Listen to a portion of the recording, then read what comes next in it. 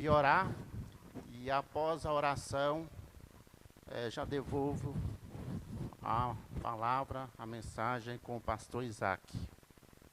Aleluia.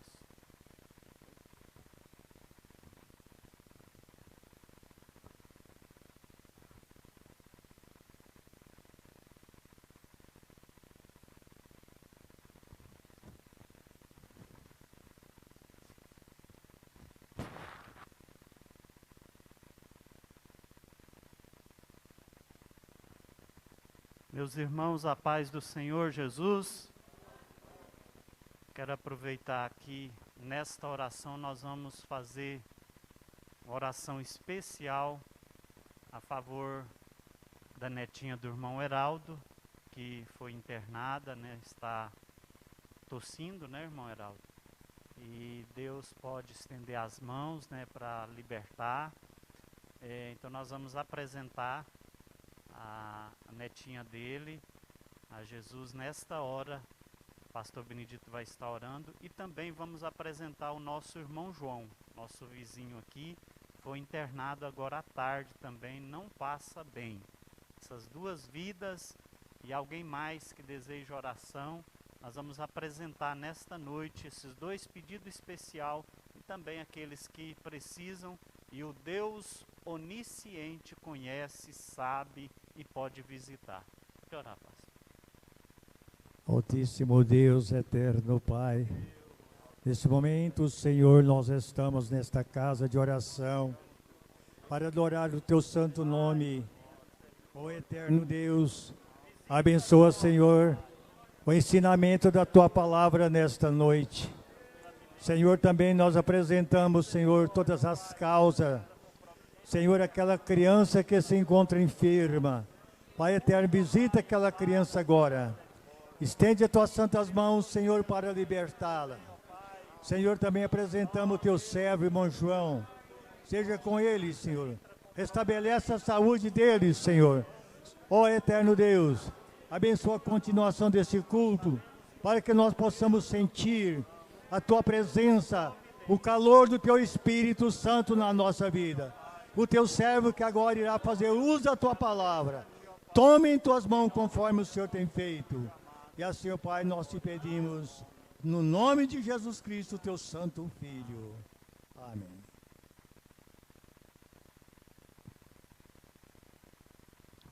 Glória a Jesus.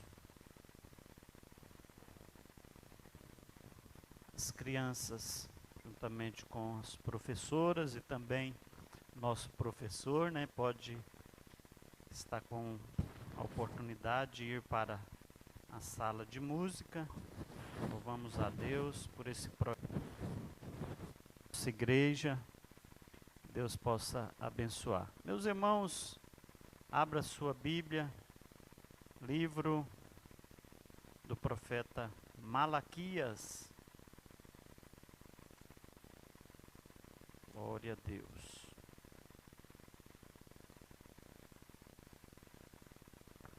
Glória a Jesus.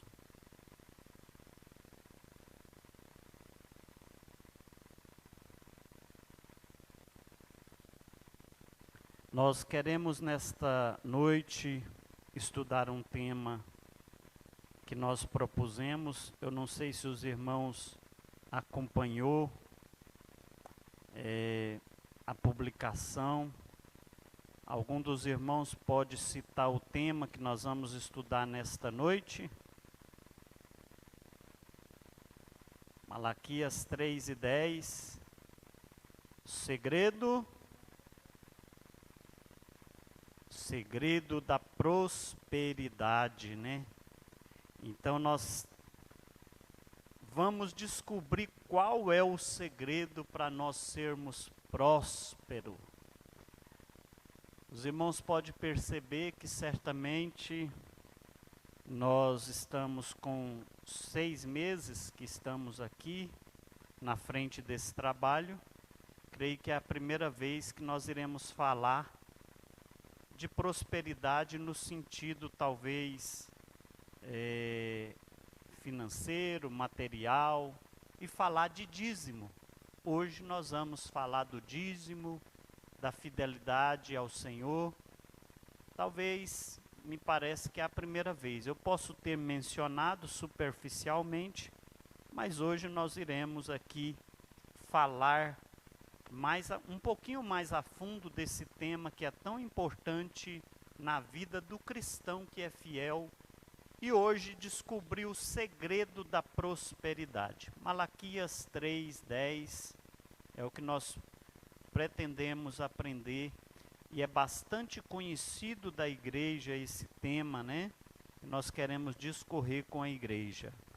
Leiamos: trazei todos os dízimos à casa do tesouro, para que haja mantimento na minha casa, e depois fazei prova de mim, diz o Senhor dos Exércitos, se eu não vos abrir as janelas do céu, e não derramar sobre vós uma bênção tal, que dela vos advenha a maior abastança. Pode tomar o seu assento. Também quero desejar aos nossos irmãos que certamente está do outro lado, nos seus lares, ou quem sabe, até mesmo pode ser que tenha alguém seguindo aí no trabalho, pelo canal da nossa igreja, canal do YouTube.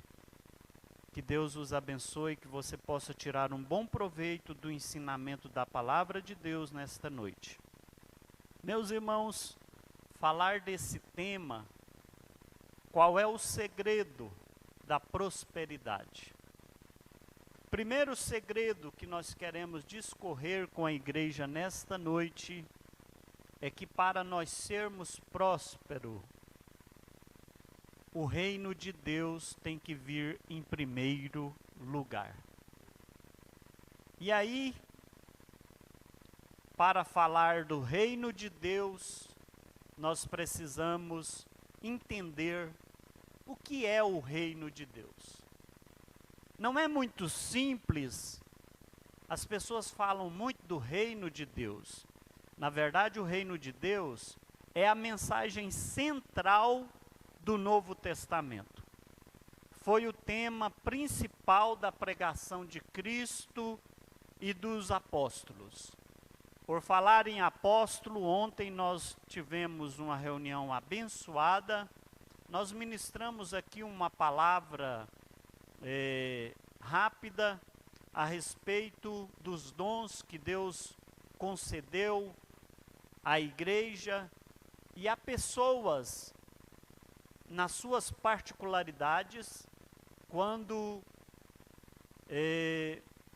a palavra de Deus diz que Deus deu uns para apóstolos, profetas, deu uns para pastores, mestres, não é mesmo?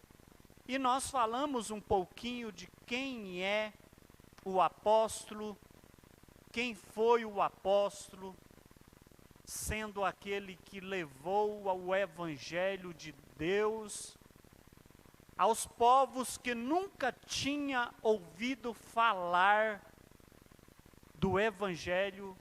Esses apóstolos foram aqueles enviados por Deus para falar, para levar o reino de Deus. Então, para buscarmos esse reino, é preciso entender o que é reino de Deus.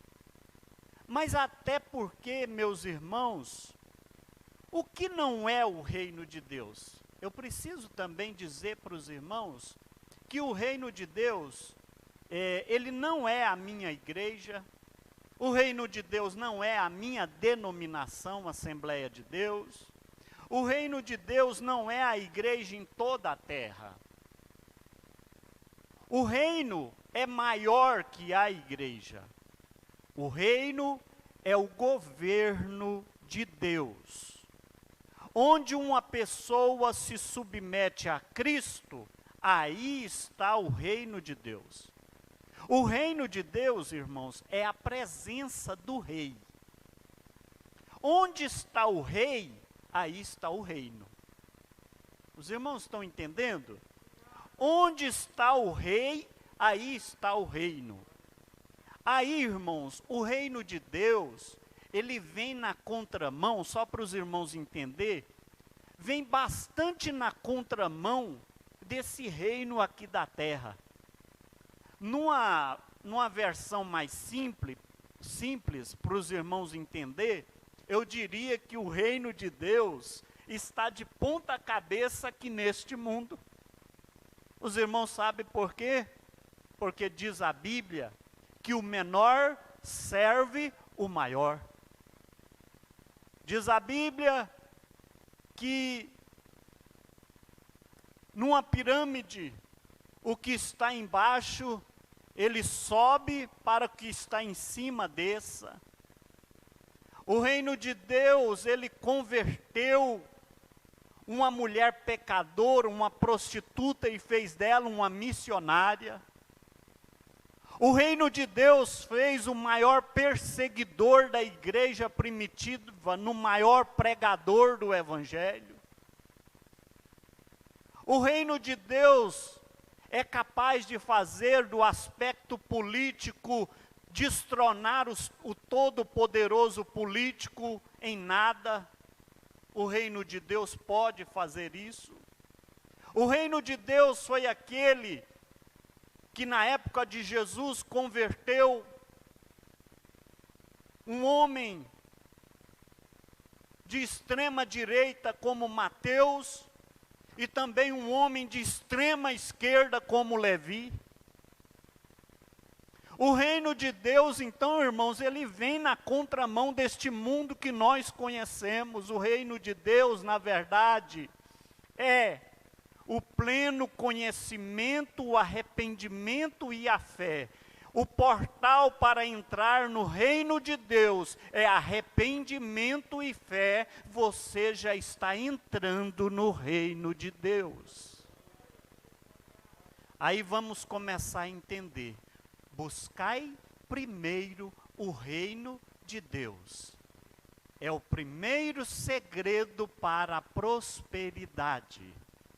Por que as pessoas aí fora batem cabeça, fazem grandes negócios, somas milionárias, mas não tem paz no seu coração, vive uma vida cheia de frustração, porque não tem o reino de Deus em seus corações. Porque o reino de Deus é quando você quer que a vontade de Deus seja plena na sua vida. Quando nós oramos o Pai Nosso, e por vários anos, quando nós gerenciávamos uma empresa, e às vezes entravam novos funcionários, e eles queriam, às vezes, de certa forma, tinham um hábito, e eles diziam: Isaac, vamos orar o Pai Nosso, é mais simples, porque todos sabem. E eu dizia: sim, vamos orar o Pai Nosso. Só que o Pai Nosso é um grande desafio e uma grande responsabilidade para quem ora.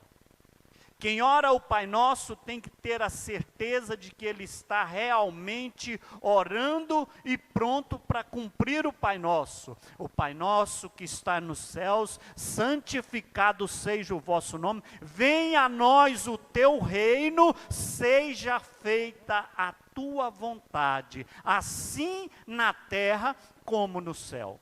E aí a gente faz aquilo como uma ladainha e não obedece nada. Resolve? Então, meus irmãos, tem muitas pessoas que não entendem o que é o reino de Deus. O portal para a entrada no reino de Deus é o verdadeiro arrependimento e a fé genuína no nosso Senhor e Salvador Jesus Cristo. O reino de Deus, então, ele pode ser visto em 3 fases. É um reino de poder. E o próprio Senhor Jesus Cristo já pôde dizer: o meu reino não é deste mundo. Primeiro, vamos entender que o reino de poder.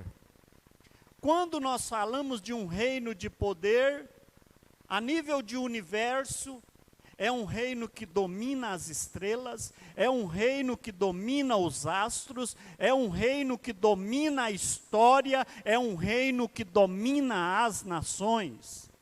É um reino que domina sobre todas as coisas. Quando nós falamos de um reino da graça, nós estamos falando do reino de Deus que está a favor de uma igreja militante. Essa igreja que está aqui militando uma boa milícia. E esse reino, quem reina é Jesus Cristo. Hoje Ele está trabalhando por esta igreja. Hoje Ele está pelejando por esta igreja. Hoje Ele está defendendo esta igreja. Ele deu a vida por esta igreja. Reino de poder, reino da graça e reino de glória, que virá muito em breve. Aí a igreja passará de igreja militante para a igreja glorificada. Venha a nós o teu reino. O reino de Deus em primeiro lugar. Então, o primeiro ponto, meus irmãos, se você quer ter prosperidade, deixa que o reino de Deus esteja sobre a sua vida. E você vai começar a ver os benefícios de Deus na sua vida material, na sua vida espiritual, na sua vida financeira. Você vai começar a ver o agir de Deus na sua vida. O meu reino não é deste mundo. Assim são as palavras do Senhor Jesus Cristo. O segundo segredo para a prosperidade: plantar a semente. Eclesiastes capítulo 11, versículo 6. Diz assim: pela manhã semeia a tua semente, e à tarde não retires a tua mão, porque tu não sabes qual prosperará, se esta, se aquela, ou se ambas serão igualmente boas. O que o sábio escritor quis dizer com estes versículos? Ora, irmãos, sobre plantio, eu vivi um período da minha vida lá na roça, na lavoura. E aqui tem alguns que também viveram, foram agricultores, e por sinal, certamente gosta daquela vida, e eu também gosto. Nós sabemos que a semeadura exige um tempo de preparação. Ninguém pega uma semente e lança sobre um solo duro, compactado, sem nenhum preparo. Ninguém faz isso. Por mais que hoje a tecnologia já não ara mais a terra, lança ela meio que, mas há todo um preparo, há todo um trabalho prestado para depois lançar a semente. É preciso ter todo um preparo, porque a semeadura exige um tempo de preparação. E quando o sábio escritor, ele escreve: pela manhã semeia a tua semente. Do versículo 1 até o versículo 8 de Eclesiastes, os irmãos vão ver, o sábio escritor vai dando um alerta para nós. Esse versículo pode trazer várias ilustrações, vários simbolismos, mas o que eu acho mais interessante aqui é o espírito de caridade que esses versículos traz para nós. Quem reparte, quem semeia, depois de muitos dias, começa a colher. É a lei da semeadura. Quantas pessoas são mão fechada, avarentos, E desta forma, Deus certamente não honra estas pessoas porque não compartilha. O dom de compartilhar é bíblico, Deus agrada, Deus honra aquele que semeia e compartilha aquilo que Deus dá a ele. E há um princípio muito importante: nós não somos dono de nada, porque a Bíblia fala que do Senhor é a terra e a sua plenitude, tudo o que nela há é do Senhor. Nós somos apenas mordomos dele. Nós só zelamos daquilo que o Senhor coloca nas nossas mãos. Nós não somos donos. O dia que nós pensarmos que nós somos donos, nós somos os mais miseráveis, porque Deus pode tirar com muita facilidade. A semeadura exige um tempo de preparação, a semeadura exige esforço e sacrifício. Os irmãos sabem, a palavra de Deus nos diz que existe várias intempéries que combate contra o agricultor. A Bíblia diz do inimigo que vai lá roubar a semente. A Bíblia diz dos espinhos que perfura a semente. A Bíblia diz das pedras que machuca a semente. A Bíblia diz dos pés que pisa a semente. A Bíblia diz do sol que castiga a semente. São várias as circunstâncias que essa semente enfrenta, e o agricultor, com paciência, ele vai enfrentando todas essas intempéries para alcançar o precioso fruto. Esta é a vida do cristão na igreja, sempre semeando. Semeia pela manhã a tua semente, e à tarde não retire a tua mão, porque tu não sabes qual prosperará, se esta, se aquela, ou se ambas serão igualmente boas. Com paciência. Em outra parte da Bíblia, aquele que leva a preciosa semente, chorando. Assim é a vida do agricultor, do trabalhador. E interessante, meus irmãos, um terceiro ponto aqui no plantar a semente, é que a semeadura determina a colheita. É de acordo com o que você semeia, é que você vai colher. Nós colhemos o que semeamos. Essa é uma lei muito clara. A colheita é da mesma natureza da semeadura. Aquilo que o homem semear, isso também ceifará. Quem semeia a amizade, colhe afeto, colhe carinho, colhe respeito. Quem semeia amor, colhe simpatia. Quem semeia bondade, colhe misericórdia. Quem semeia do Espírito colhe vida eterna. Mas quem semeia na carne, da carne colhe corrupção. Não podemos colher uvas de espinheiros, é isso que a Bíblia fala. A colheita não é apenas da mesma natureza da semeadura, não. Mas também ela é mais numerosa que a semeadura. Já perceberam? Se você planta uma espiga de milho, você vai colher muitas espigas de milho. É assim que funciona. Se você planta um punhado de milho, você vai colher vários punhados de milho. Então, a colheita não é apenas na mesma natureza da semeadura, mas é mais numerosa que a semeadura. Quem muito semeia, com abundância ceifará. Quem semeia vento, colhe tempestade.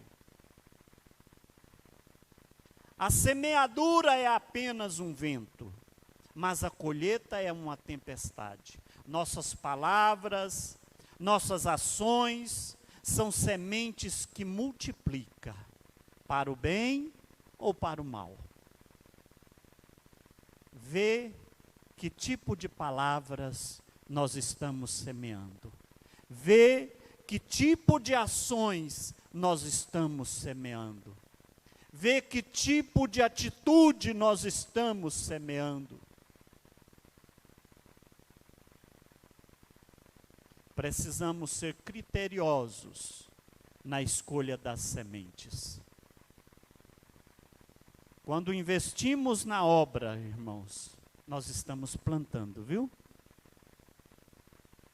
É uma lei infalível, é dando que se recebe.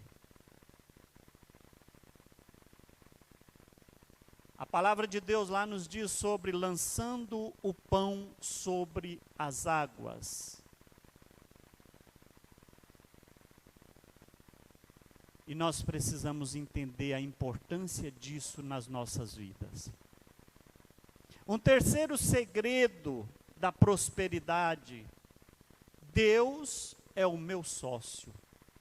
Como é bom ser sócio de Deus, né? Como é maravilhoso ser sócio de Deus. Agora, ser sócio do inimigo, do cortador, do migrador, do destruidor, não dá. Gênesis 28, 20 e 22, e Jacó fez um voto dizendo: se Deus for comigo e me guardar nesta viagem que faço, e me der pão para comer, e vestes para vestir, e eu em paz retornar à casa de meu pai, o Senhor me será por Deus, e esta pedra que tenho posto por coluna será casa de Deus, e de tudo quanto me deres, certamente te darei o dízimo. Chamando Deus para a sociedade. Quer ser meu sócio, meu Deus? De tudo quanto me deres, te darei o dízimo. Agora hoje tem muita gente: pastor, isso aí é no Velho Testamento. Lá em Malaquias, quando fala de roubar. Em que me roubais? Daqui a pouco nós vamos chegar lá. E nós vamos ver que o dízimo, ele existiu antes da lei. A lei só validou o dízimo. Então tem gente aí dizendo: não, isso foi lá na época do Velho Testamento, a lei. Tem muitas pessoas pregando contra, inclusive, algumas igrejas. Eu até acho que são seitas que estão tentando criar problemas, mas a palavra de Deus nos garante que o dízimo já existia antes da lei. Daqui a pouquinho nós vamos falar aqui um pouco mais sobre isso. Nunca existe falência no banco divino. Ser sócio de Deus com fidelidade, prazer e alegria, não há falência no banco de Deus. É Deus quem nos dá todas as coisas, irmãos. Tudo é dele, para ele, por ele, toda a glória é dele, tudo é dele. Nós somos dele. Ele nos paga adiantado, já nos comprou. O dízimo é nossa parte na sociedade. Deus é o Criador e dono do universo. Na verdade, nada trouxemos para o mundo, nem nada dele levaremos, né? Nós gostamos de falar isso, mas às vezes a gente não reflete e não põe na prática, não é? Ele, porém, constituiu-nos como seus mordomos e requer de nós fidelidade nesta mordomia. Nós somos mordomos. Eu louvo a Deus pela igreja de Monte Carmelo, pelos homens e mulheres fiéis a Deus em suas contribuições. Eu estou aqui só reforçando para vocês que são fiéis no dízimo. Continue sendo fiéis, porque Deus há de honrá-los cada vez mais. E se tem alguém que tem dúvidas, se tem alguém que ainda não fez essa confissão de fé, faça a prova, porque Deus vai honrar a sua vida. Eu tenho visto pessoas sendo honrados cada dia mais, que têm exercido esta fé, essa gratidão, essa alegria de ser um fiel dizimista na casa do Senhor. Um dos sinais desta mordomia é que devemos devolver a Deus de tudo o que Ele nos dá, 10%, isto é, chamado dízimo. Nós queríamos falar com os irmãos um pouquinho dos perigos e promessas sobre o dízimo. Em primeiro lugar, os perigos. 4 perigos que o texto de Malaquias, capítulo 3 aí que nós lemos, mas do 8 até o 10 destaca. Primeiro, reter os dízimos. O 3 e o 8 fala assim: roubará o homem a Deus? Todavia vós me roubais e dizeis: em que te roubamos? Nos dízimos e nas ofertas. Os dízimos são santos ao Senhor e não podemos lançar mão deles. Retê-los é apropriação indébita, é roubo ao Senhor. Não damos dízimos, nós entregamos, não são nossos, pertencem a Deus. E às vezes, irmãos, nós temos essa tendência, não é, de achar que não precisa, mas a obra do Senhor, ela necessita de recursos, não é? Malaquias 3:10, subtrair os dízimos, e lá diz assim: trazei todos os dízimos. Não podemos entregar parte, afirmando que estamos entregando todos os dízimos. Reter mais do que é justo é pura perda. Deus requer de seus mordomos fidelidade na administração do que lhe pertence. Então, trazei todos os dízimos. Administrar os dízimos. Trazei todos os dízimos à casa do tesouro. Eu já, antes de pastorear a igreja, quando pastor, auxiliar, já vi muitas vezes esse dilema, pessoas chegando, eu vou entregar o dízimo, mas se for para fazer isso, aquilo, é uma quantia maior. Eu queria que fizesse isso na igreja, reforma, adquirir não sei o quê, e eu pensava comigo, se um dia isso acontecer, eu penso que eu serei obrigado a dispensar o dízimo. Porque não é bíblico. Porque a Bíblia diz: trazei todos os dízimos à casa do tesouro, a responsabilidade de administrar é com a gestão do pastor e a quem compete, aos tesoureiros, à diretoria executiva da igreja, de gerir e administrar os recursos. Não compete ao dizimista: o meu dízimo é para fazer isso. A palavra de Deus vai dizer: trazei todos os dízimos à casa do tesouro. Deus nos ordena trazer todos os dízimos, mas não nos constituiu administradores deles. Nosso papel é entregar o que é de Deus, na casa de Deus, para o suprimento da obra de Deus. E o quarto ponto nesse item: subestimar os dízimos. A geração de Malaquias estava vivendo esse dilema. E eles perguntaram: em que te roubamos? Nos dízimos e nas ofertas. Estavam desprezando o culto divino e trazendo ofertas indignas para Deus. E quando eles foram acusados pelo profeta de estar roubando a Deus, logo perguntaram: em que te roubamos? Julgavam que o dízimo era coisa de só menos, não era tão importante. E eles estavam negligenciando. Então, meus irmãos,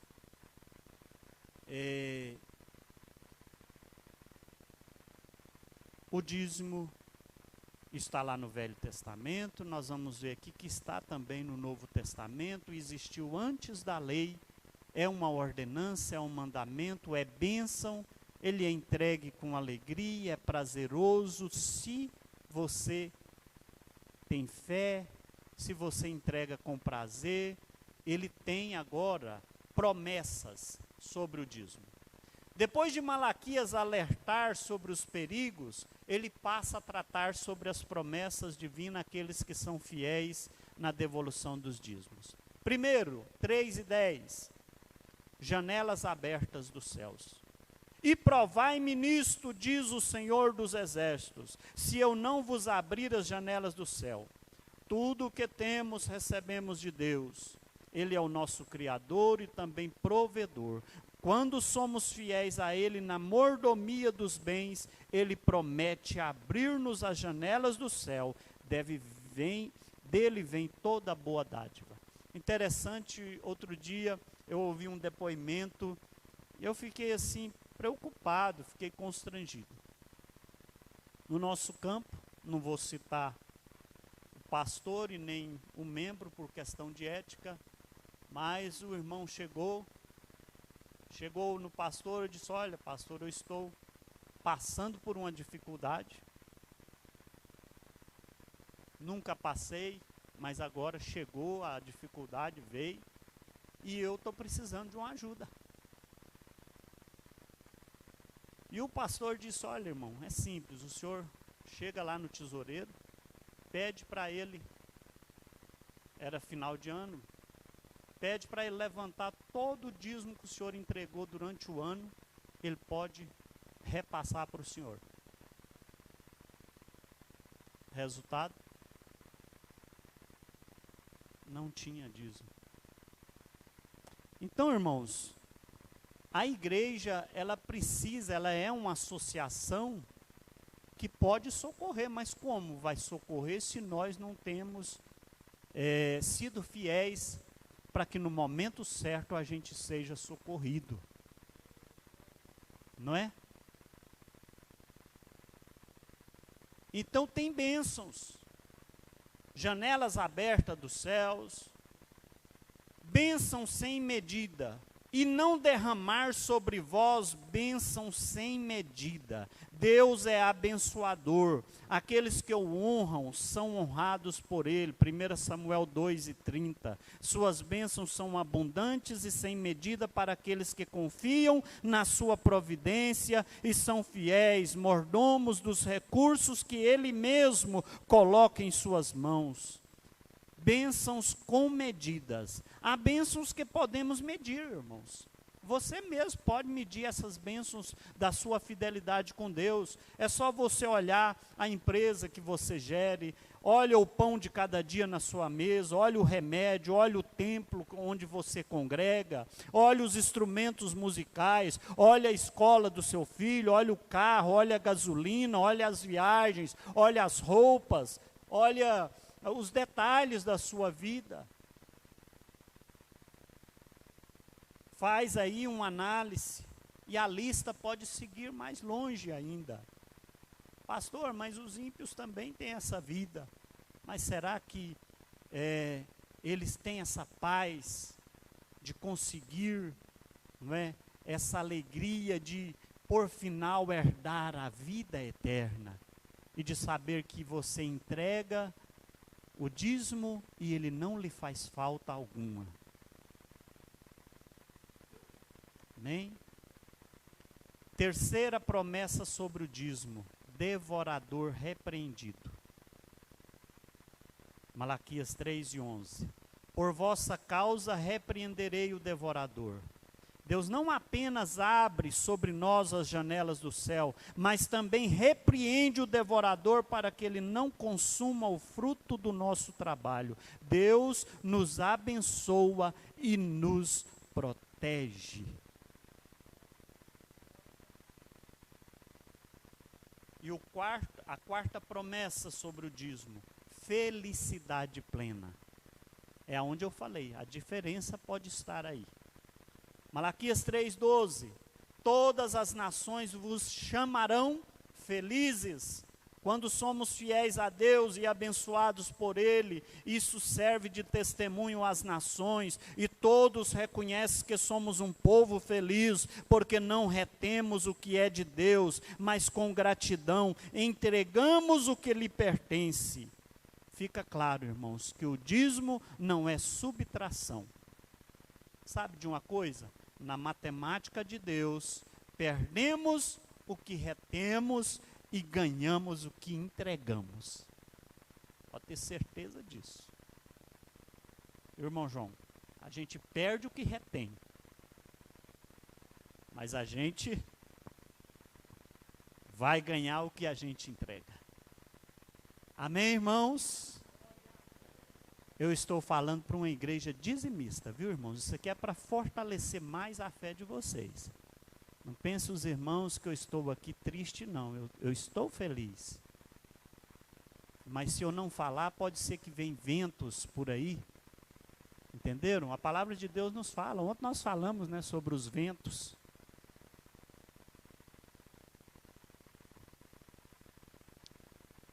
Mas se obedecermos a Deus, comeremos o melhor desta terra e seremos abençoados com toda sorte de bênçãos.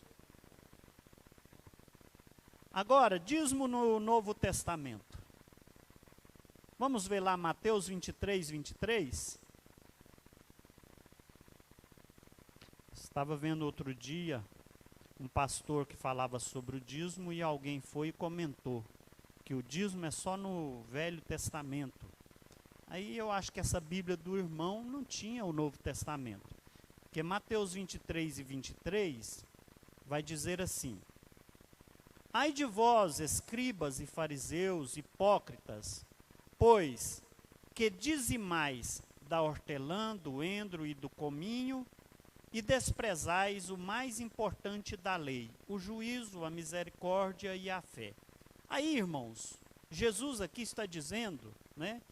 Está dando a entender que ele não está aqui dando um valor excessivo ao dízimo, é verdade. Ele está dizendo, ai de vós, escribas e fariseus, hipócritas, pois que dizimais da hortelã, do endro e do cominho, e desprezais o mais importante da lei, o juízo, a misericórdia e a fé. Olha bem agora a parte C do versículo. Deveis, porém, fazer estas coisas, que é o dízimo. Fazer estas coisas e não omitir aquelas. Então nós precisamos fazer as duas coisas. Amém? Isso aqui é Jesus falando. É Jesus falando.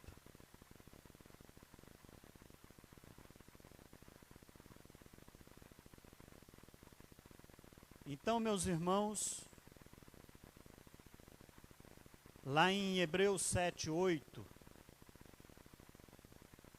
diz assim, e aqui certamente tomam dízimos homens que morrem, ali porém aquele de quem se testifica que vive, e por assim dizer, por meio de Abraão, até Levi que recebe dízimos, pagou o dízimo.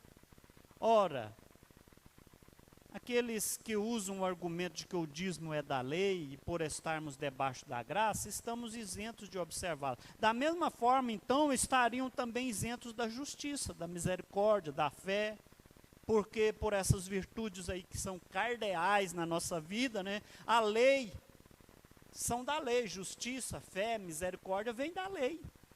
Nós não precisamos da justiça, nós não precisamos da misericórdia, da lei,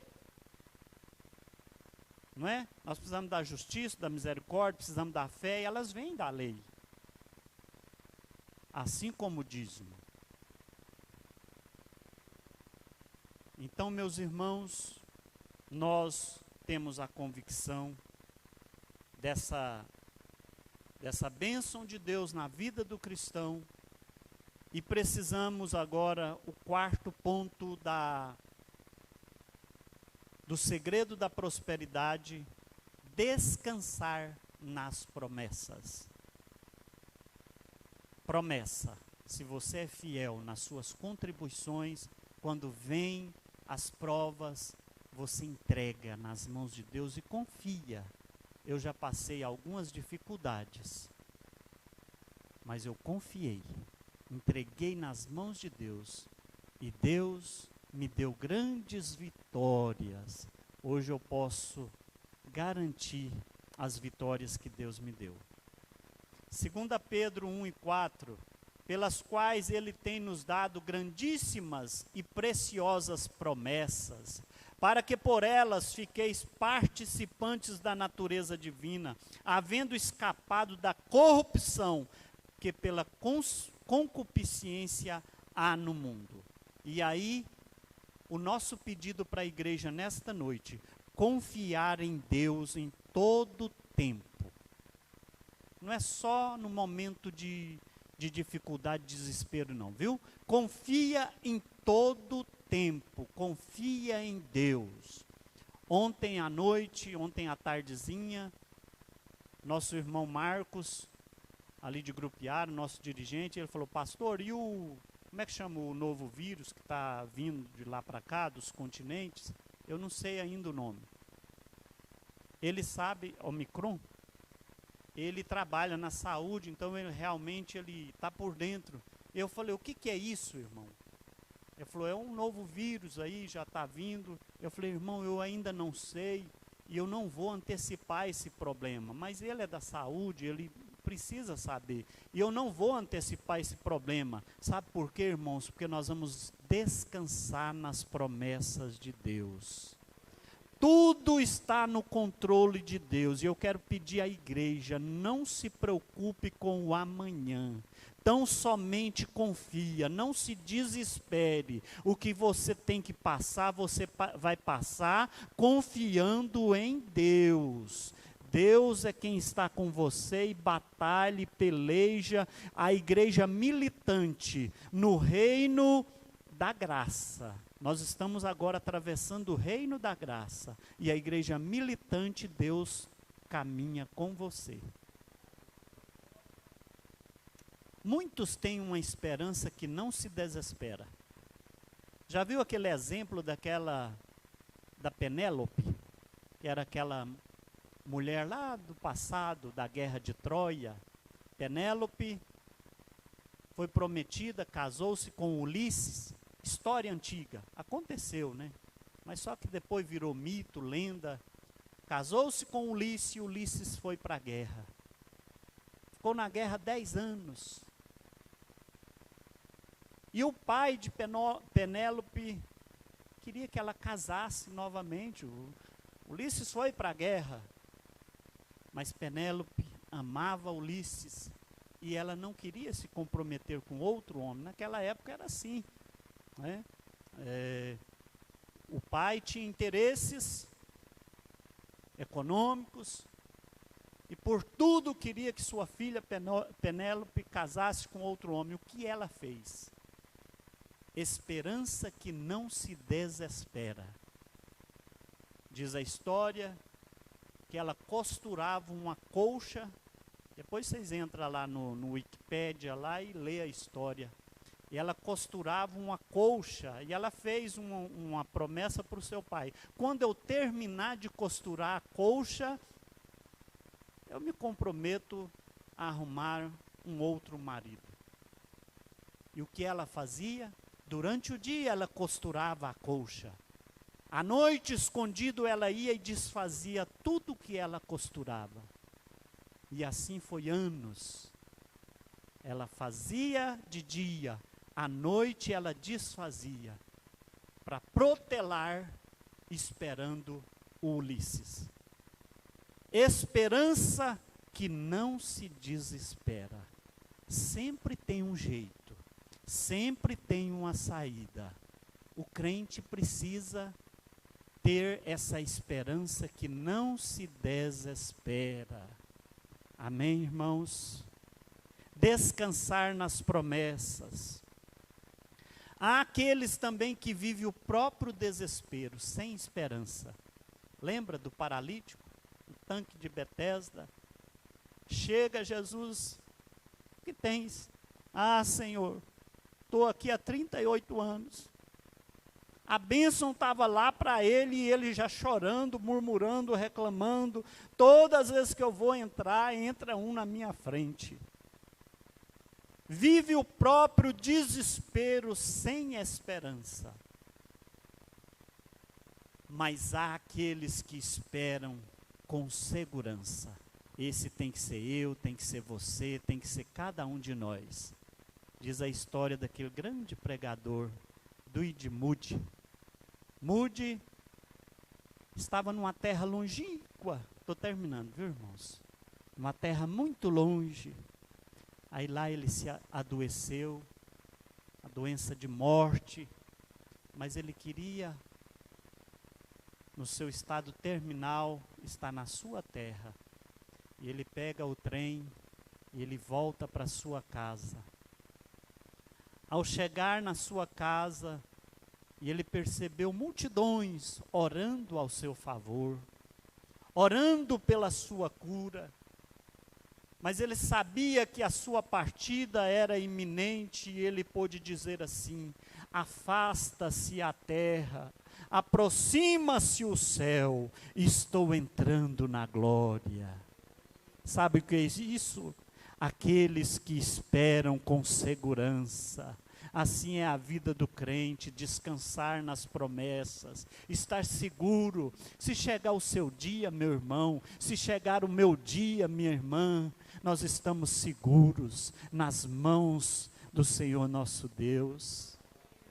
Aleluias. Que sejamos como o rei Davi, né? Nunca viu miséria na vida do justo, as promessas do Senhor nunca falham. Deus supre todas as nossas necessidades. Que Deus em Cristo Jesus possa fortalecer cada dia mais a sua igreja aqui na terra. Até aquele dia. Mas nós faremos menção no nome do Senhor nosso Deus. Salmos 20, versículo 7. Amém? Glória a Jesus. Que Deus abençoe a sua igreja. Fiquemos de pé, meus irmãos, vamos dirigir a Deus uma oração de agradecimento por esses instantes, enquanto nossa secretária vai estar preparando para ler a nossa ata ordinária. Hoje nós estamos aqui reunidos praticamente em caráter de assembleia. Tivemos a nossa reunião ministerial ontem, as decisões ontem tranquilas, e hoje temos aí a incumbência de ler a ata e prestar aí contas à nossa igreja, à nossa assembleia. Oremos. Senhor meu Pai, nós te louvamos pela oportunidade que o Senhor concede à tua igreja, de mais uma vez reunidos aqui, ó Pai, aprender um pouco da tua palavra. A tua palavra é viva, é eficaz, a tua palavra conforta, a tua palavra edifica, a tua palavra fortalece, a tua palavra renova nossas forças.